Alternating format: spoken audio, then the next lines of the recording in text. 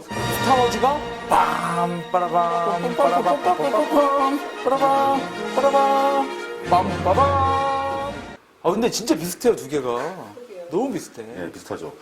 그 음악을 처음 들은 게, 그러니까 스타워즈 에피소드 4가 뉴 홉이라는 이름으로 처음 만들어진 게 1977년. 그리고 우리나라에서 개봉된 건 1978년입니다. 여기 뮤지엄에도 77년 포스터가 있습니다. 그렇죠. 자료 화면으로 이제 나갈 텐데. 그 1977년에 나온 저 포스터. 다분히 사기성이 짙은, 말도 안 되는. 주인공하고 하나도 안 닮았어요. 주인공도 그렇고, 다스베이더만 닮았어. 일단 저는 저 포스터를 딱 보고, 포스터 자료하면 나오겠죠. 뭐 요쯤에 이렇게 나올래나? 그 포스터 화면에 보면은 그 라이트세이버가 같지 않고 무슨 천둥벼락을 벌이는 것처럼 하늘로 쫙 솟아 올라가고, 뭐 십자가로 퍼지고. 최초의 포스터에서 제가 배신감을 느꼈던 것은 레이아 공주가 너무 야하게 나와요, 포스터에. 근데 그 포스터에 에피소드 4 처음 개봉한 포스터에 또 구라가 있어요.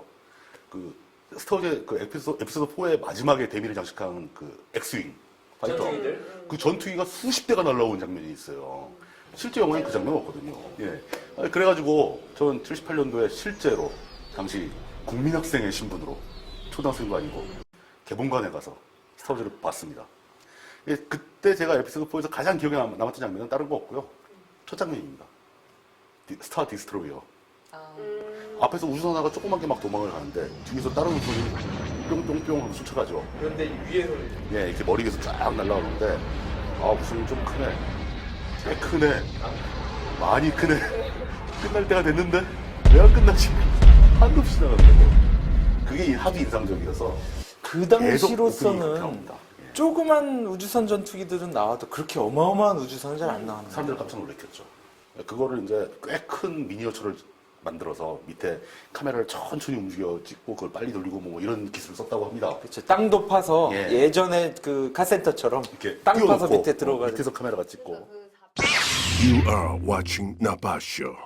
영화사의 생활고도 한번 얘기를 해볼 만한 것 같아요.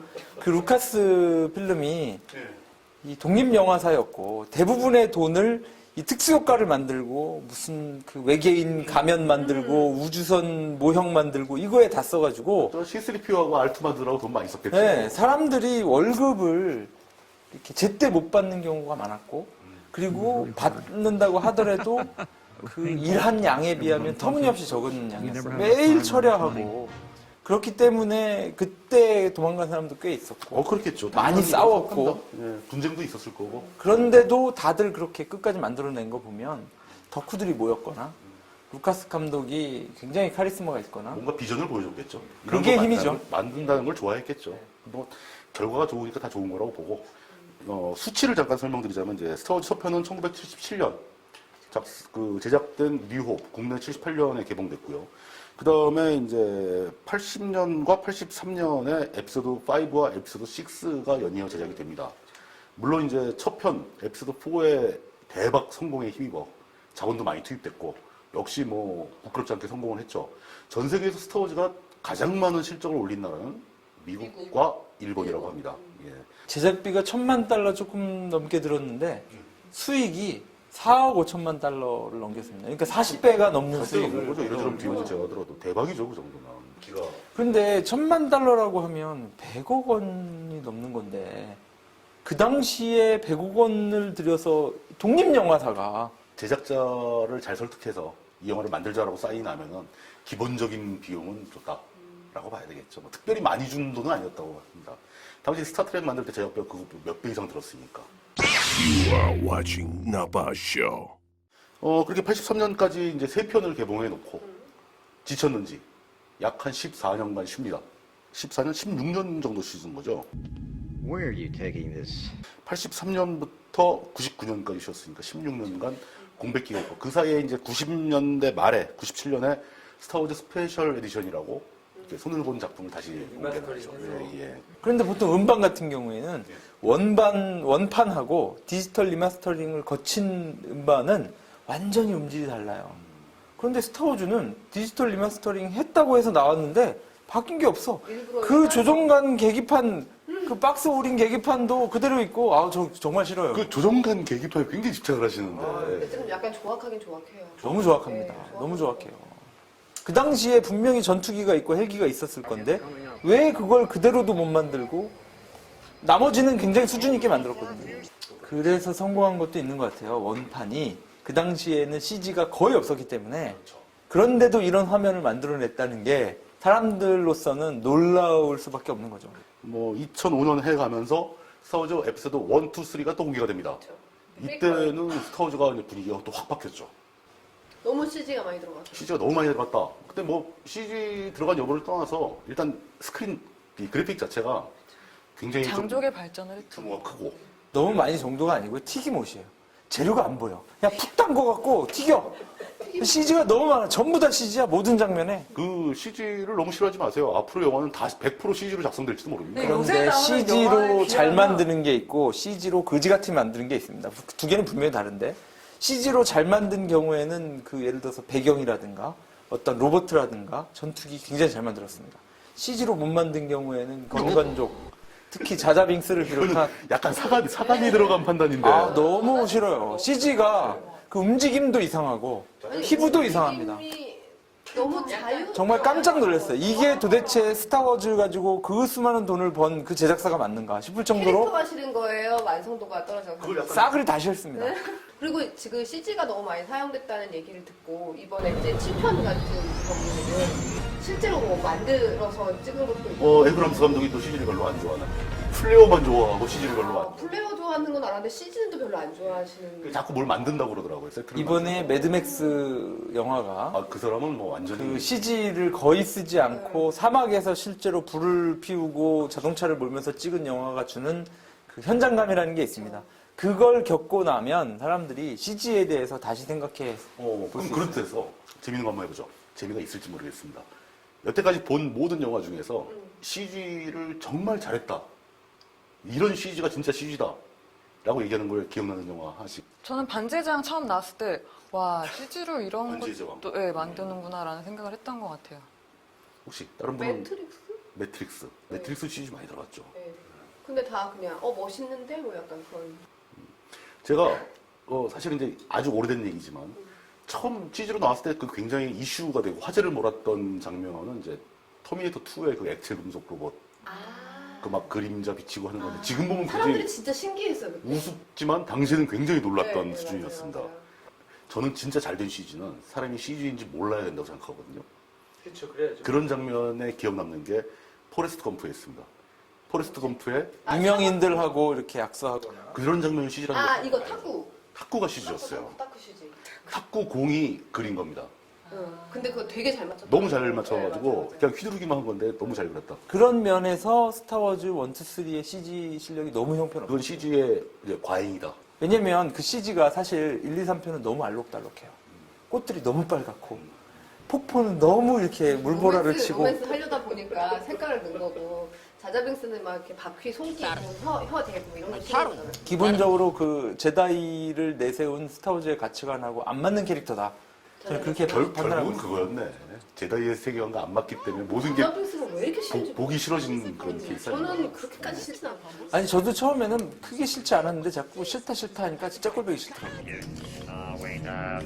지금은 CG가 좋다 나쁘다 얘기를 하고 있지만 사실 처음 개봉했을 때는 CG인지 뭔지 특수효과인지도 모르고 완전 빠져들었거든요. 그때는 이렇게 로터리식이었어요. 채널을 돌릴 때 득득득득득. 텔레비전 장 안에 들어가. 그렇죠. 이렇게 병풍 같은 거 열고 득득득 하는 거였는데 언제나 소리 줄여라, 키워라, 딴 데 틀어라 할 때 제 담당이었기 때문에 할머니는 뒷벽에 이렇게 계시고 저는 텔레비 앞에서 이렇게 봤어요. 근데 이거 어느 날 돌리다가 스타워즈를 보게 된 거죠. 그런데 이게 너무 재밌어요. 이런 화면을 처음 본 거죠. 그런데 할머니는 뒤에서 재미없다고 딴 데 돌리려고 못 돌린다고. 저는 이게 몰아서 봤는데 한 10 몇 년 전에. 네. 그때는 아마 그 CG에 대한 인식을 잘 안 하고 봐서 그런지 모르겠는데 그렇게 막 촌스럽다거나 그런 느낌은 아니었고 저렇게도 만들었네 저 시대에. 그런 생각을 좀 했던 것 같아요. 여러분은 지금 나빠쇼를 보고 계십니다. 이번에 제목은 제다이와 시스입니다. 제다이에 대해서는 어지간한 스타워즈 한 편만 본 사람도 대충 다 알죠. 시스는 많이들 모르시죠. 시스가 뭐죠? 시스가 뭘까요? 시스는 그 고대 영어로 나중에 그 이후에 그 시스가 이 시스 맞나요? 제다이의 의미는 루카스가 처음에 그 일본 문화에 심취해 있다가 거기서 따온 말이라고. 기사단 같은 역할을 하는 것 같죠. 저 기독교에서 보면 기사단이고, 그래서 제다이 나이트라고 제다이 나이트라고 부르죠. 시스는 뭔가?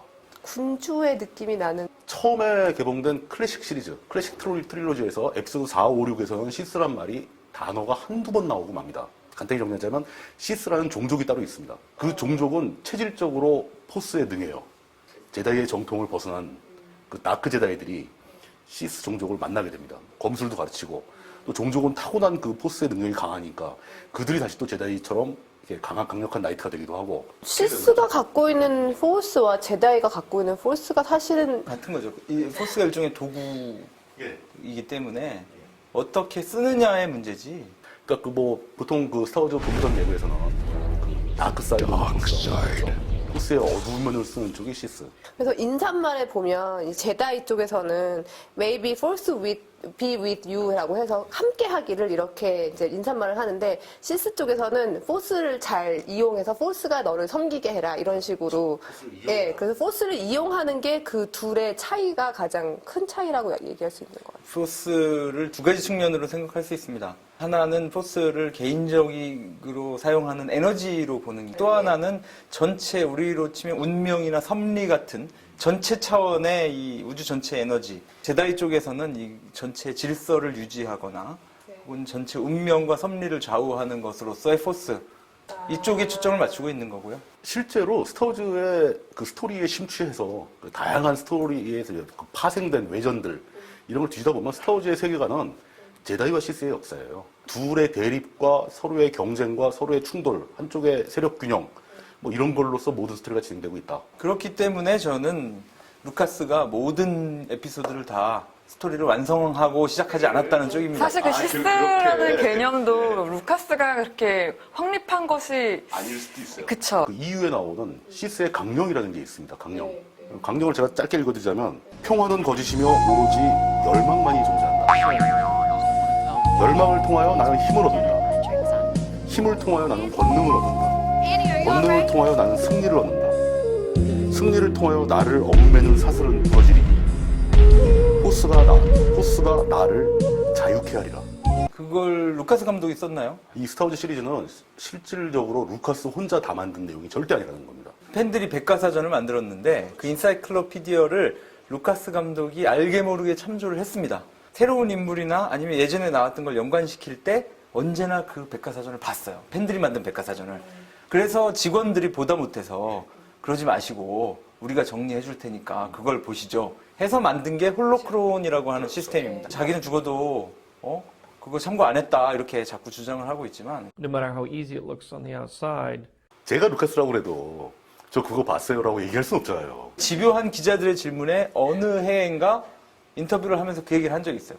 봤다. 너무 심하게 내 아이디어는 하나도 없이 막 도용하다시피 했다와 참고를 했다. 그 팬들의 생각을 읽었다. 뭐 이 정도는. 근데 그게 의도적인 거냐로 치면 저는 의도적이지 않았다고 봅니다. 팬들이 왜 루카스의 콘텐츠를 그렇게 확장시키고 뭔가 빈틈을 메꾸려고 노력을 했는지. 루카스가 만들었지만 중간중간 이렇게 골다공증이라고 표현하나요? 뭔가 이렇게 뭔가 비었다라는 표현들을 구멍이 있다. 예, 구멍이 많은 거를 왜 팬들은 계속 그거를 이렇게 합치고 싶은 거죠. 기본적으로 그 스타워즈라는 세계관 자체가 굉장히 2차 창작을 하기에 좋은 세계관인 것 같아요. 네거티브 케이퍼빌리티라고 해서 이야기를 진행시키는 것이 아니고 이야기가 진행되면서 빈 부분을 관객들이나 독자들이 스스로 채우려고 하는 능력, 이걸 얼마나 촉발시키느냐가 작가의 역할이다. 조지 루카스가 의도적으로 그랬을 가능성은 없을까요? 근데 조지 루카스 감독 자체가 약간 일본 문화의 영향을 좀 어느 정도 받은 사람이기 때문에 그런 부분을 의도한 부분도 있지 않을까. 제 생각에 루카스 같은 경우는 조지 루카스 같은 경우는 진짜 스타워즈 이 얘기를 사실 정말 치밀하게 다 완벽하게 만들기는 불가능할 것 같아요. 2차 창작을 할 때 되게 필요한 게 이제 세계관과 어떤 캐릭터인데 그런 면에서 보면은 규칙이 중요한 거잖아요. 그렇죠. 규칙들, 그 그 세계의 세계 규칙. 규칙들. 그런 것들이 굉장히 잘 되어 있는 것 같아요. 그런데 그런 류의 새로운 세계를 창조해내는 것 중에 가장 유명하고 대표적인 것이 이제 톨킨의 반지의 제왕이거든요. 문자에, 문법에, 보케블러리까지, 어휘집까지 다 만들어놨는데 루카스에 나오는 종족 중에서 언어라든가 하다못해 글자라도 문자라도 정리된 게 있냐는 거죠. 우주선이나 이렇게 문 같은 데 써있는 문자를 계속 유심히 봤는데 일관성이 하나도 없어요. 모든 캐릭터가 언어는 영어를 쓰는데 문자는 다 달라요. 사마띠 아니할셉니다. 이거는.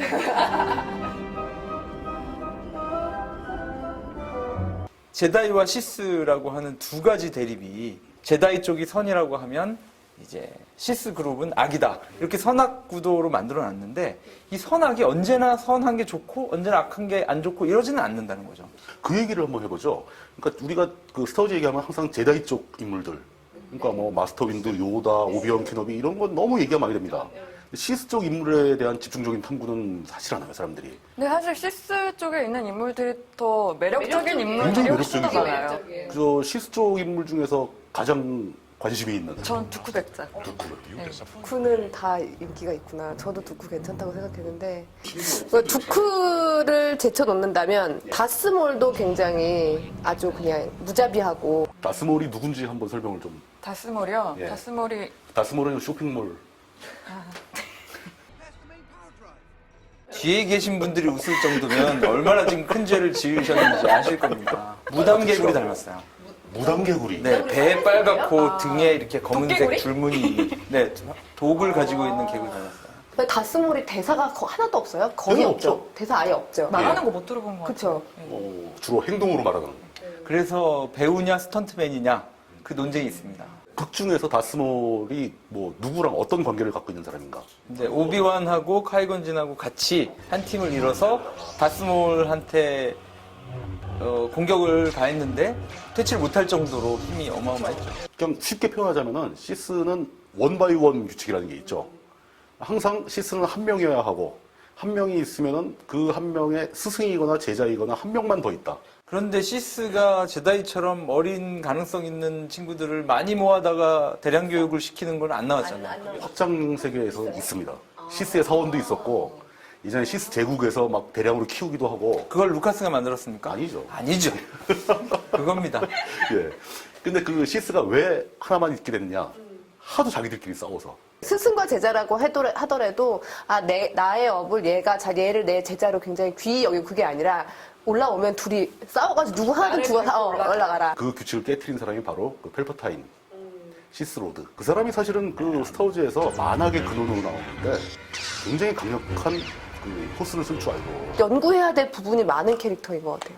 정말 복잡하면서도 일관성 있는, 본인한테는 되게 일관성 있는데 정치적으로도 굉장히 좀 분석할 여지가 많습니다. 그 공화국 하나를 거의 지배를 해버렸잖아요. 어떤 권력이 아니라 순수한 정치적 술수로. 그리고 우리나라 같은 공화국이 아니고 우주 차원의 공화국이죠. 어마어마하게 큰. 그렇게 지략이 뛰어난데도 불구하고 힘도 좋다. 이런 사람이 이거 저 CG 처리하면 되겠네. 빠지지. 언리미티드 파워. 보면 제다이는 의사결정을 할 때 되게 오래 걸려요. 그러니까 저는 약간 분통이 터지더라고요. 1번 결정, 1번이야 아니면 2번이야 라고 결정하는 게 아니라 뭐가 결정되는지 잘 모르겠는 그런 거 있잖아요. 그런 답답함을 해소해주는 영화가 있습니다. 슈퍼맨을 소재로 한 맨 오브 스틸이라는 영화를 보면 결정권자들이 그런 제다이 시스템이에요. 네, 근데. 그 결정이 너무 느려서 분통이 터져서 조드 장군이 와서 다 쏴 죽입니다. 그 영화를 보면서 스트레스를 푸시면 됩니다. 이 시스들은 본질적으로 나 혼자 모든 것을 결정하는 게 옳다. 동물의 세계에서 보자면 시스 쪽은 맹금류라든가 최상위 포식자들입니다. 제다이들은 꿀벌이나 개미처럼 팀을 이뤄야만. 제다이를 꿀벌에다 비교하니까 상당히 제다이들이 좀 귀여워 보이네. 귀엽죠. 귀엽습니다. 왜냐하면 그렇게 순진했기 때문에 클론들이 자기를 죽이는 걸 직접까지 모르고 다 몰살당했잖아요. 제다이들도 예언을 받았죠, 받기는. 그게 몇 명만 받았죠. 예. 가장 중요한 캐릭터를 얘기를 안 했어요. 제가 그 얘기 하려고 그럴 거죠. 그러니까 다스볼도 황제의 제자고, 그리고스 장군도 황제의 제자고, 그리고 최종적으로 황제가 제자를 삼은 게 아나킨 스카이워커죠. 근데 그 황제는 그 시스들의 원바이원 룰을 깨버리고 제자를 여러 명을 키운 거예요. 그러니까 그 사람은 이 넷 모두가 다 자기 제자가 아니라고 생각할 수도 있습니다. 이용해 먹은 거죠. 능력자를 이용해 먹고 버리죠, 자꾸. 심지어, 그러니까 지금 우리가 얘기 안 했다, 빠뜨렸다 하는 가장 중요한 역할인 다스베이더. 다스베이더도 버림받을 뻔했습니다. 루크가 다스베이더의 팔을 잘랐을 때 그 황제가 루크를 유혹을 하죠. 다스베이더를 죽이고 네가 다스베이더 자리에 와서 앉아라.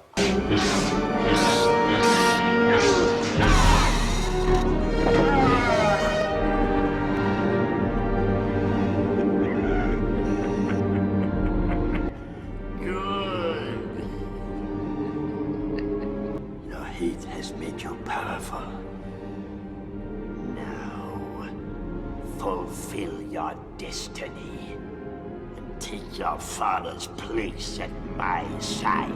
다스 시디어스가 그래도 그 다스베이더한테는 굉장히 애정을 가지고 있었을 거라고 생각을 했거든요. 모든 제자들이 다 그렇게 느꼈어요.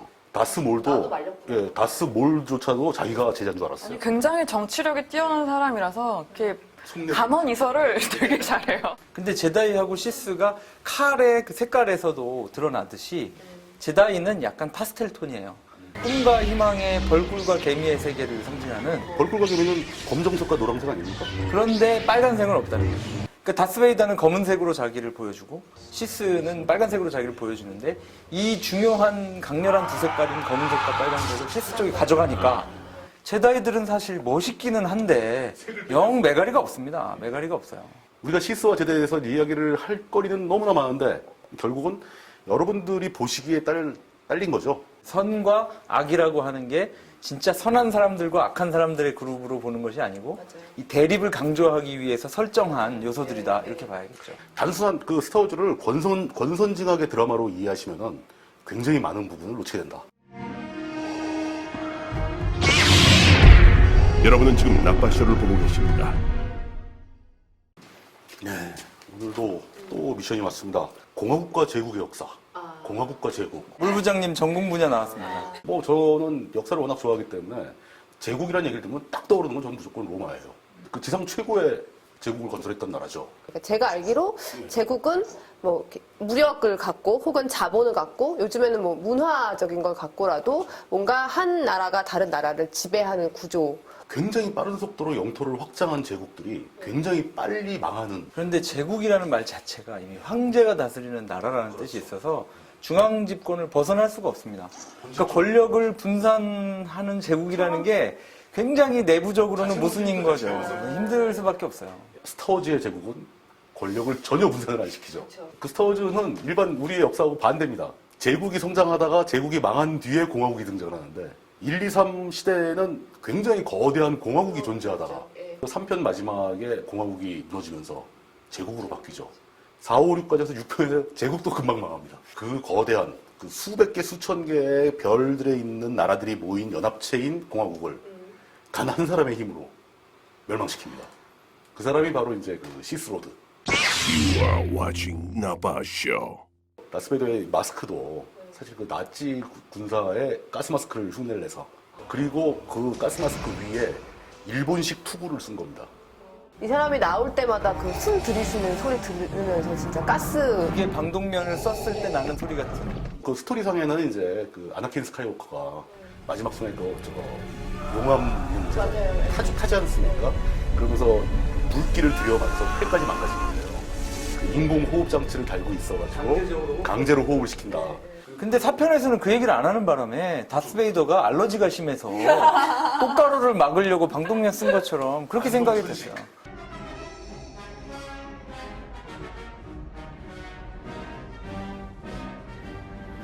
근데 실제로 다스베이더는 포스로 사람의 목을 졸라요. 그걸 포스 초크라고 하는데 에피소드 4에서 나오고 심지어 다스베이더는 화상 통신을 하고 있는 상대편의 함장을 죽인 적도 있어요. 예. 그 함장이 딱 쓰러지고 옆에 있던 부함장한테 지금부터 네가 함장이다 뭐 이런 얘기도 해요. 다스베이더는 절대로 부하들을 광선검을 빼서 베지도 않고 실제로 자기 손으로 머리채를 잡지도 않습니다. 오로지 그냥 어떤 포스, 그러니까 눈빛만으로 사람을 숨막히게 하는. 아니, 근데 그 와중에 그 사람 목 졸라 죽인다는 얘기를 들으니까 포스를 이용해서 오비완이 이렇게 문 닫을 때 포스 이용하고 문 닫을 때는 이용하는데 화장실문 같은 거 닫을 때 이용하고 중요할 때는 포스 모르고 막. 또 있죠. 그 포스를 남용하는 케이스는 많습니다. 아나킨 스카이워커가 데이트할 때 과일을 이렇게 칼을 짚지도 않고 썰어가지고 상대한테 딱 보내주는 장면. 그런 거 있으면 참 데이트할 때 좋을 것 같아요. 부를 때 포스를 좀 썼어야 되는데. 비탈이 지어 있었으면 자연스럽게 굴러야 되는데 둘이서 서로 영차 하면서 넘겨주는. 그런데 아나킨 스카이워커 역할을 맡은 그 크리스텐슨 같은 경우에는 포스를 쓰지 않아도 그 마스크와 그 키면 연애에 아무런 지장이 없습니다. 포스 때문에 연애를 못 하신다고 생각하시면 안 돼요. 아밀달라가 되게 별 이유 없이 그냥 반해요. 꼬맹이가 작업 걸었잖아요, 어렸을 때. 어렸을 때 천사, 엔젤, 아이유 엔젤? Are you an angel? 아, 엔젤 한마디에 평생 얘기한. 그러니까 얼굴도 필요 없고 포스도 필요 없고 말빨이 제일 중요한 거죠. 지금 이번 시간은 제국과 공화국 얘기하는 연애 테크닉을 얘기하는 시간이 아니에요. 지금 여러분들이 지금 정신을 잃고 있는 겁니다. 펠프타인이 그 공화국을 멸망케 하는 그 과정을 저는 굉장히 감명 깊게 봤어요. 야, 정치적 술수를 이렇게 자연스럽게 쓸 수가 있구나. 아나킨도 속였죠. 의회 의장도 속였죠. 아미달라 여왕도 속였죠. 자기가 이렇게 마지못해 한다는 식으로 의회 의장이 선출되고. 그게 히틀러가 정권을 잡기까지의 과정과 굉장히 유사합니다. 그거를 보고 스토리를 만든 것 같아요. 그리고 펠펀틴 인장의 그 얼굴 표정을 이렇게 보면 그냥 온건파의 어떤 그냥 사람인가 보다. 그 남들의 뜻에 의해서 아, 내가 이렇게 할 수밖에 없구나. 의무감으로 한다. 이런 느낌이 자꾸 주죠. 그렇지만 속으로는 그 사람이 클론 전쟁도 만든 거죠. 나스몰도 자기 부하를 끌어들여가지고 죽이게 되죠. 뭐 그리보스 장군, 두쿠 다 조종한 거라죠. 펠퍼타인은 말빨 됩니다. 그죠. 얼굴이 안 돼요. 연애를 못 하잖아요. 그 말빨이 아니고 얼굴입니다. 아, 이게 그 얘기로 가면 안 되는 거죠. 나중에 투표합시다. 말빨, 목소리, 외모. 예.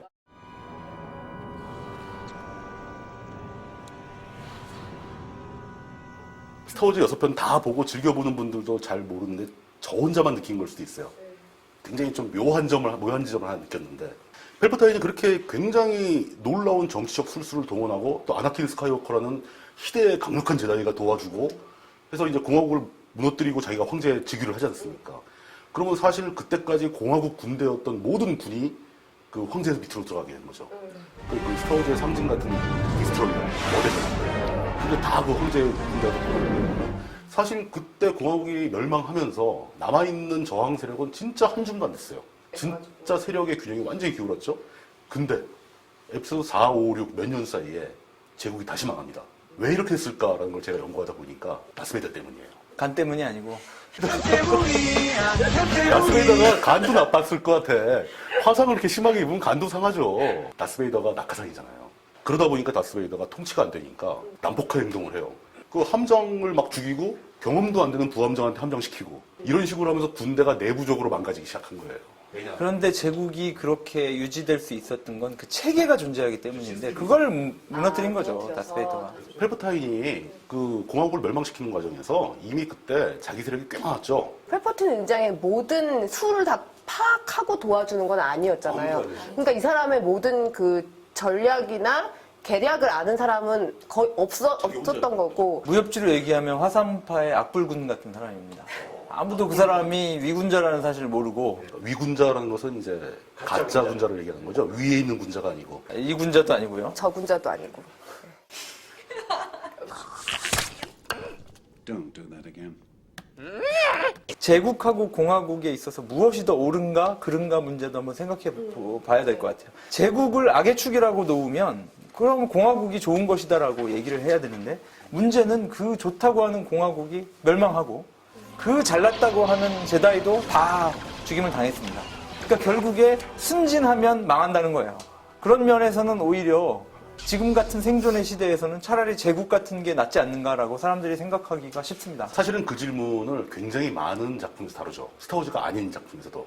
그 일본의 은하영웅전설, 그러니까 부패하고 무능한 공화국과 아주 효율적이고 현명한 황제가 이끄는 제국과의 경쟁을 다루는 거죠. 근데 저는 그럼에도 불구하고 제국은 주권을 국민에게 주지 않는다. 그렇죠. 라는 거에서 아 제국은 저 나름대로는 옳지 않다. 루카스가 이런 논쟁이 가능하도록 뻔한 구도로 세우지 않고 제국과 공화국을 애매하게 만들어 놓고 그리고 공화국이 멸망하는 완전 순서를 뒤바꾸고 다행히 운이 좋아서 훌륭한 왕이 되면은 그 한 세대는 반짝할 수 있습니다.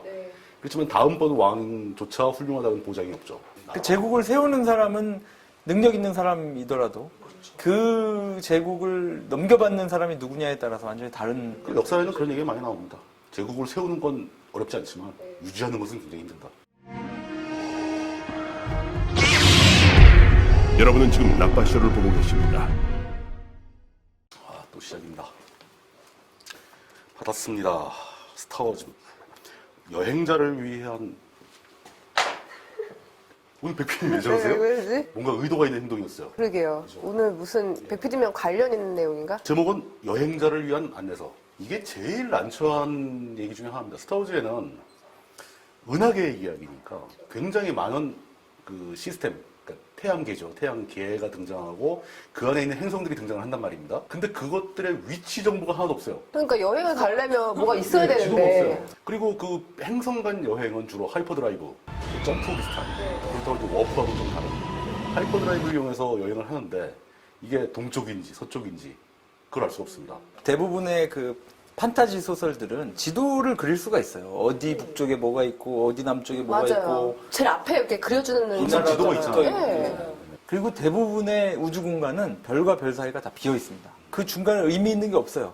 그러니까 여기서 어딜 거쳐서 가고 이런 얘기를 할 필요가 없습니다. 아 위치 정보가 없는 것이 사실 아예 처음부터 필요가 없다. 사실은 정보가 있긴 있어요. 스타워즈 전편 1, 2, 3, 4, 5, 6을 통틀어서 가장 중요한 행성이 있습니다. 제국의 수도이자 공화국의 수도죠. 코르산트라고. 그 제일 번화한. 그 코르산트가 수도 행성이죠. 하이퍼드라이브 할 때 좌표를 입력하지 않습니까?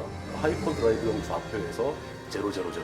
그 걔네가 딱 중심이구나. 저는 그거 얘기 들을 때마다 사실 크로와상 이런 거 생각이 크로아상 나요. 먹는. 레아 공주 머리. 아니, 그거 레아공주 머리는 먹는 게 아니고 그 찜질방 가면 수건으로 한거에서 양머리 하는 거 있잖아요. 그거잖아요. 크로와상하고도 닮았어요. 그래서 크로아상을 왜 귀에 붙이고 있어? 배고플 때 뜯어먹고. 좋네. 제가 깨야 되는지 말아야 되는지 감을 못 잡겠습니다. You are watching Napa Show. 대략 그 인구가 4조를 합니다. 4조. 인간형 생명체는 4조면 엄청나게 많지만 뭐 바퀴벌레형 생명체 같은 거 다 칠 수 있잖아요.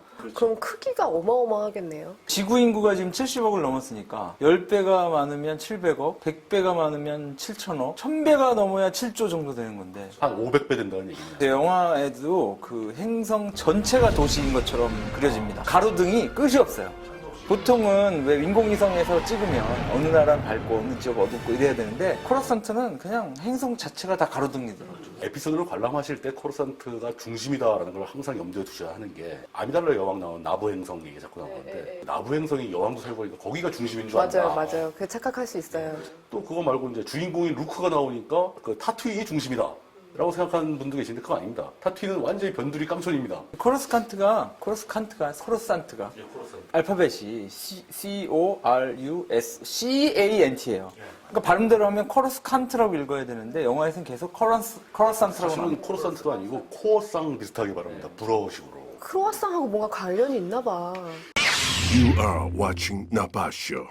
저는 나부가 제일 인상에 많이 남는데 잠수에서 쭉 들어가는데 뭔가 제다이가 수영할 때는 뭔가 되게 특수한 게 있을 거라고 잘 기대를 했는데 여기서 뭐 척그레더니 뭐 끼우고서 그냥 들어가는 걸 보고 깜짝 놀랐는데 가다가 그 딱 펼쳐진 수중 도시가 아 저기는 정말 용왕님이 살 것 같다라는 생각이 나부 행성은 그 건간적인 수중도 그렇지만 아미달라 여왕이 있던 그 왕국이 있는 그 기후와 지형이 너무 아름답잖아요. 약간 이슬람 스타일이에요. 이슬람 스타일이죠. 네. 그리고 기후가 좋아서 스타워즈 세계관 내에서도 휴양지스러운 행성으로 알려져 있습니다. 에피소드 6편 통틀어서 딱 한 번 나오는 그 멜로가 나부에서 찍은 멜로. 진짜 그게 멜로가 아니라고 주장하는 사람도 있습니다. 격투다 이렇게 주장하는. 둘 다 격투다.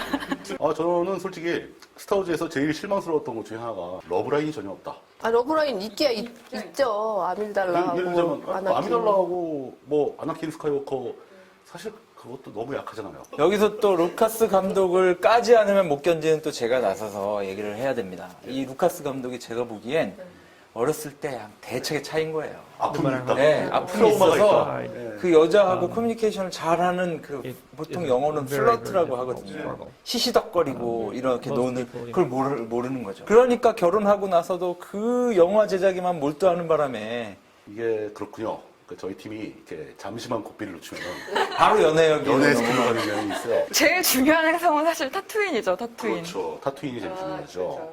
타투인에 대해서는 김 작가님이 좀 말씀해 주시면 좋겠네요. 타투인이요? 아주 황량한 곳이죠. 아니 이분이 어렸을 때 타투인에서 크셔가지고 기억이 안 좋아요. 저도 좋아서 그러거든요. 네, 저도 말 길게 하지 않고 이제부터 좀 짧게 하려고요. 제국은 어떤가요? 제국은 아주 불편한 곳이죠. 얼데란 행성은 어떤가요? 얼데라는 날라갔죠. 트윈에서 저는 좀 다시 얘기를 돌아가자면 그냥 일반 백성들 일반 백성들 공화국인데 백성이 어디 있습니까? 민중 시민 그래 시민이란 좋은 단어가 있었구나. 사람들의 생활상 같은 게 되게 잘 묘사가 돼서 그게 실제로 지구상에 있는 주택 형식이죠. 촬영은 티니지에서 했습니다. 사하라 사막에 사는 베두인, 베르베르 이런 족들 중에서 집을 짓고 사는 사람들이 있고 돌아다니는 사람들이 있어요. 유목민들이 있는데 그 중에 집을 짓고 사는 사람들이 땅을 파서 그 안에 이렇게 생활하는데 근데 실제로 타투인이라는 지명은 아프리카에 있습니다. 실제 지명이 있는 지명을 쓴 겁니다. 예. 거기도 그럼 그렇게 황량한가요? 황량한 걸 좋아하시는군요, 주로. 타투인의 특징이 태양이 두 개잖아요. 스타워즈 전편에서 가장 감성 돋는 장면. 그 일몰을 바라보는 바이너리 선셋 저는 너무 좋아하는 장면이라서 음악도 좋잖아요. 트럼펫 같은 소리들이 나잖아요. 브라스 소리가. 맞아요. 이제 알겠어요. 그 장면이 그 스타워즈가 굉장히 씩씩한 영화임에도 불구하고 얼마 안 되는 우수에 젖는 장면이라는 거죠. 멜로가 적은 것처럼 그렇게 감성적인 장면이 적은데 그때 바로 그 두 개의 태양이 지는 바이너리 선셋 장면이 나오죠. 타투인 말고. 타투인 말고 그 인간들이 주로 사는 데 말고 인간 아닌 종족들이 모여 사는 곳. 그 있잖아요. 카슈크. 카시크가 어디예요? 그 우키라고 하면 이제 그 추바카의 종족인데 굉장히 의리가 깊고 충성도가 높은. 그래서 모든 클론들이 다 배반을 하고 제다이를 죽일 때 요다 옆에 서 있던 그 우키들이 요다를 구해주는 거죠. 그런데 스타워즈의 배경이 되는 은하계에 서울 행성계가 있다는 거 아세요? 서울. SEOUL 서울. 소울도 아니고. 소울도 아니고 스펠링도 SEOUL이에요. 누가 지원해서 만든 거 아니에요? 서울시 그게 영화에 나와요? 거 아니에요? 루카스가 만든 거 아니죠? 역시 EU에 나오는 얘기죠. 영화에는 언급이 안 되죠. 스토리는 저런 겁니다. 그러니까 그 제국군이 그 서울이라는 이름의 태양이에요. 항성이죠. 그 항성에 딸려 있는 서울 5라는 서울 5번이라는 행성에 제국군이 기지를 만듭니다. 그걸 이제 한 솔로가 이 공화국 군대를 끌고 가서 다 파괴해버리죠. 그 서울러리안인가 하는 그 종족이 멸종당합니다. 한솔로 때문에. 한솔로 때문에. 그러니까 서울 시민 여러분은 한솔로를 싫어하셔야 돼요. I think you just can't bear to let a gorgeous guy like me out of your sight. 타투인이 실제로 그 아프리카에서 갖고 온 것처럼 레아 공주의 고향이고 그런데 데스스타가 이제 펄서 4를 쏴가지고 없애버린 그 얼데란이라는 행성은 가장 비슷한 별 이름은 알데바란이라는 행성이 있습니다. 망원경 같은 거 좋아하시는 분은 다 알죠. 알데바란은 되게 유명합니다. 그거랑 유사하게 얼데란을 만들었다. 이런 식으로 이름을 붙일 때 행성 이름을 어떻게 짓느냐도 사실 고민인 거죠. 루카스는 그 네이밍이 되게 중요하거든요. 이런 판타지나 SF를 쓸 때는 이름을 굉장히 일관성 있게 지어야 하고 분위기를 살려야 되는데 이름을 좀 성의 없게 짓는 경향이 있어요. 그러니까 팬들이 그 일관성을 만들어주려고. 그리고 좀 유치하게 지어요. 스카이워커라든가 데스스타. 한솔로도 무슨 어렸을 때부터 집안 대대로 무슨 연애 못한 것도 아니고 항상 모든 언어가 다 발음되는 언어가 아닐 수도 있거든요. 고래 같은 경우에는 뭐 진짜 뭐 이렇게 할 수도 있습니다. 그렇죠. 왜 부시맨 언어 같은 경우에는 들이마시는 소리가 있습니다. 이런. 맞아요, 그죠? 맞아요. 이렇게. 행성 중에 꼬 행성도 있는 거예요? 근데 이런 식으로 행성을 쓸 수도 있는데 왜 언제나 알파벳으로 표기가 가능한 얘기를 쓰는가? 예를 들어서 나부 행성은 위에는 굉장히 그 로마 제국과 이슬람 제국을 합친 것 같은 굉장히 멋있는 모습에 대리석도 어마어마하게 비싼 대리석. 그 밑에 사는 건간족은 막 그냥 지나가는 거 다 잡아먹고. 건간족의 나라는 참 예쁘게 생겼는데. 거기 굉장히 최신식 과학시설이 작동하는 곳 아닌가요? 최신식 과학시설인데 말린 반건조 개구리를 그냥 지나가다가 잡아먹어요. 우리가 행성 얘기를 할 때 빼놓을 수 없는 행성을 빠뜨리고 있었어요. 가장 중요한 거 바로 이 앞에 있지 않습니까? 데스스타. 얘는 행성이라고 말해야 될지 우주선이라고 말해야 될지. 위성이죠.